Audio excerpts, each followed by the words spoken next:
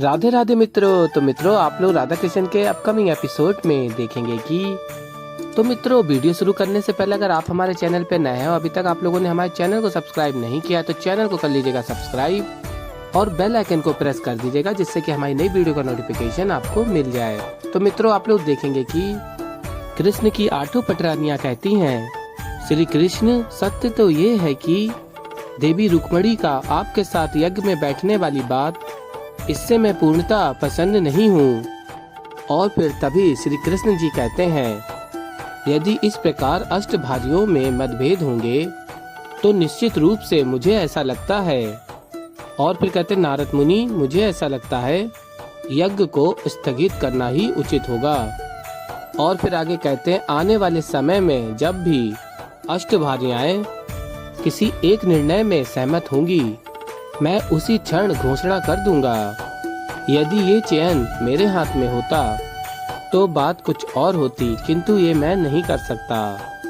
और तभी रुक्मणी कहती, किंतु श्री कृष्ण आपका निर्णय सर्वमान्य होगा, आप अपना निर्णय क्यों नहीं लेते।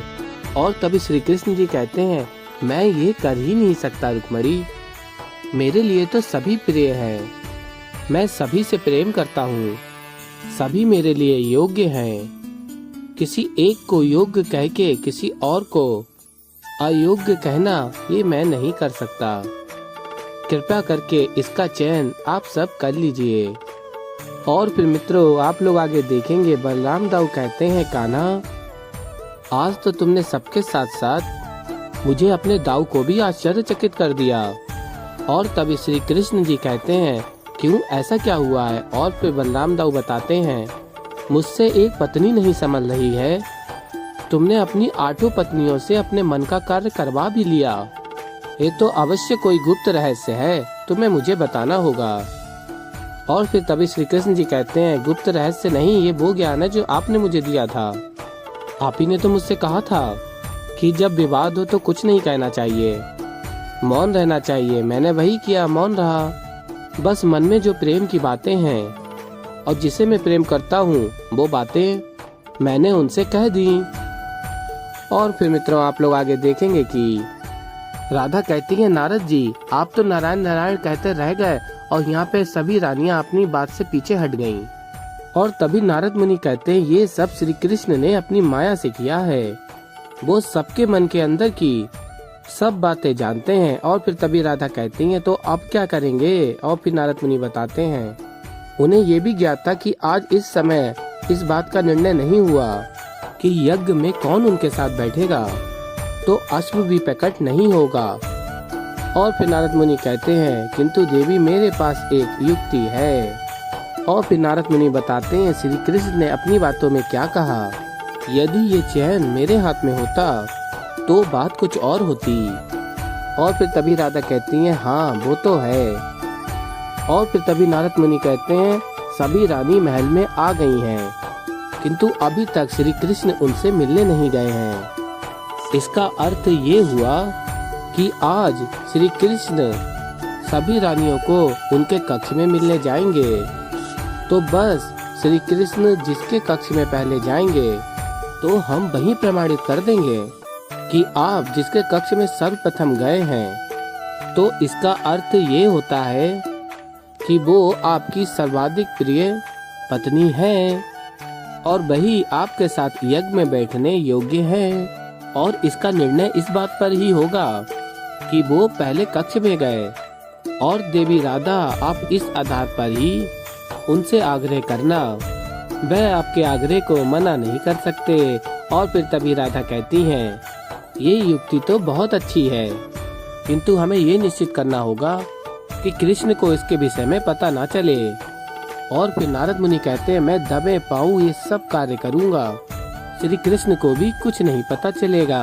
और फिर मित्रों आप लोग आगे देखेंगे कि नारद मुनि देखते हैं, श्री कृष्ण तो एक टाइम पे सभी के साथ हैं। और फिर नारद मुनि कहते हैं, आप ये क्या कर रहे हैं श्री कृष्ण, मैंने उनको किसी कक्ष में जाते हुए नहीं देखा है, हो क्या रहा है, नारायण नारायण। और फिर नारद मुनि कहते हैं, श्री कृष्ण आप मुझे अपनी गति से पीछे नहीं छोड़ सकते, कदाचित आप भूल गए हैं मैं नारद हूँ, ब्रह्मपुत्र नारद। अब मैं 8 कक्ष में एक ही समय पे प्रवेश कर ये सुनिश्चित करूंगा कि सर्वप्रथम आप किस कक्ष में गए हैं।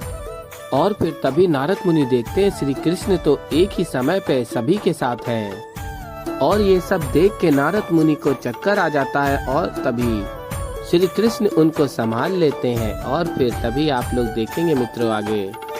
और फिर नारद मुनि कहते हैं प्रभु मुझे आपकी माया से भय लगता है। और तभी श्री कृष्ण जी कहते हैं ऐसा क्या देख लिया आपने जो आप ये सब कह रहे हैं। और तभी राधा आ जाती हैं और कहती हैं महामुनि आप यहाँ श्री कृष्ण के साथ क्या कर रहे हैं। और तभी नारद मुनि बताते हैं मैं देवी राधा गिर ही रहा था किंतु मेरे श्री कृष्ण ने मुझे बचा लिया। और तभी राधा कहती हैं क्या श्री कृष्ण ने आपको गिरने से बचाया। किंतु आप तो ये देखने गए थे श्री कृष्ण सर्वप्रथम किस रानी के कक्ष में गए हैं। और फिर तभी श्री कृष्ण जी कहते हैं एक क्षण क्या ये सत्य है। और तभी राधा कहती है हाँ। और फिर कृष्ण जी कहते हैं नारद मुनि ये मैं क्या सुन रहा हूँ। आप मुझ पर दृष्टि रख रहे हैं। मैं अपनी पत्नी के कक्ष में जाऊँ तो आप झांक के देख रहे हैं। इतना निम्न कार्य आप कर रहे हैं। नारद मुनि मुझे ज्ञात नहीं था। इससे अच्छा तो मैं आपको गिरने ही देता। और फिर तभी कृष्ण जी कहते हैं गिरे तो नहीं ना। क्यों नहीं गिरे क्योंकि जो होना था वो हो गया, बदल तो नहीं सकते। अब सब देख लिया है तो बता दीजिए कि मैं सर्वप्रथम किसके कक्ष में गया था। और तभी राधा कहती है हाँ हाँ बताइए। और तभी नारद मुनि कहते हैं मैं क्या बोलूँ क्या कहूँ। और फिर मित्रों आप लोग आगे देखेंगे कि नारद मुनि देवी राधा से कहते हैं देवी राधा कुछ नहीं हुआ है। और कहते हैं मैंने इतनी सावधानी से सारी योजना बनाई थी किंतु वो भी श्री कृष्ण को पहले से ही ज्ञात थी। और कहते हैं सभी रानियों के कक्ष में सभी रानियों के समक्ष एक ही समय पर श्री कृष्ण प्रकट हुए थे। मैंने सभी कक्षों में श्री कृष्ण को ही पाया। अब 8 रानियां ये समझ रही हैं श्री कृष्ण सर्वप्रथम उनके ही कक्ष में गए हैं। और फिर तभी राधा कहती हैं ये तो बहुत बड़ी समस्या हो गई नारद जी। और फिर तभी नारद मुनि कहते हैं अब हमारी बातों पर कोई भी नारी विश्वास नहीं करेगी। उनको ये लगता है श्री कृष्ण उनको ही सबसे अधिक प्रेम कर रहे हैं। अब क्या होगा। और फिर तभी राधा कहती हैं आप चिंता मत कीजिए अब मैं अपना सबसे बड़ा अस्त्र उठाऊंगी। और मैं इस अस्त्र का तब प्रयोग करती हूँ जब कृष्ण किसी भी प्रकार मेरी बात नहीं मानते। मैं अपनी हट पर अड़ जाऊंगी तो कृष्ण को मानना ही पड़ेगा। नारद जी अब देखना मेरी हट का चमत्कार। तो मित्रों ऐसे ही आगे और भी बहुत कुछ देखने को मिलेगा। तो अभी के लिए इस वीडियो में इतना ही। मैं मिलता हूँ आप लोगों को एक नई वीडियो के साथ। तब तक के लिए राधे राधे।